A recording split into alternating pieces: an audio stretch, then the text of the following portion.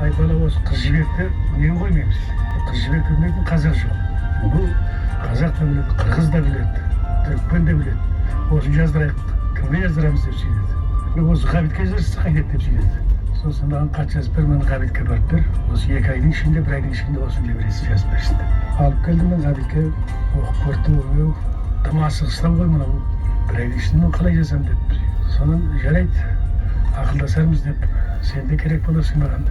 Жарайды, мен керек болсам келейін. Сонымен Ғабит жаза бастады. Анда-санда ақылдасып тұрдық. Соны біріншісін бітіріп берді. Сосын оқыдық, оқып қабылдадық либрені. Сосын музыканы кімге жаздырамыз деген мәселе келді енді. Көтсіктен кісі бұрын қарместер болған адам, Қазақстанда көп істеген адам, бірақ композиторлық жағанша мықты емес. Сонан мен айттым, осында Брусиловский деген музыкант келді. Осы музыкальный училищеде сабақ беріп жүр. Ленинградтың консерваториясын бітірген. Және қазақтың музыкасына көп шұғылданып, соны көп жаңадан жазып іздеп жүрген адам, соны көрсек қайтеді деп сөйледім. Ендеше шақырып келсем маған деді. Брусиловский шақырып алып бардым. Не жазғандарың бар, күйлерді пианиноға түсіріп жүрмін. Ойнап берші бір екеуін деп сөйледі. Сонда есімде бір жігер дейтін күйді ойнап берді. Сондай ұнады бізге.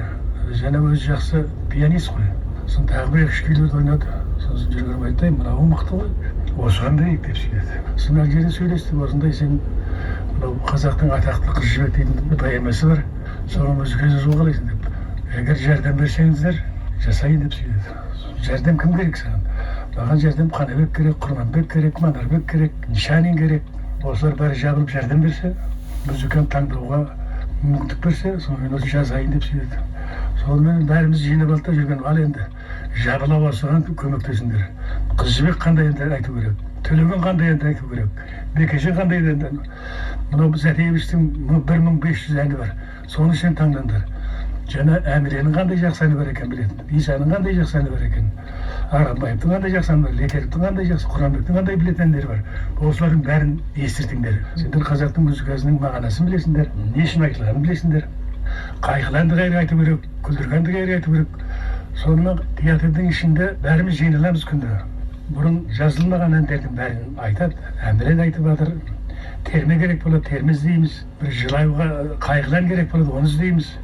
Сөйтіп сонан 1 айдай сондай іздеуменен мынау қыз жібекке қандай ән керек, оның мінездері қандай, Төлеген қандай әндер керек деген сөз, соның бәрі танысуым болды.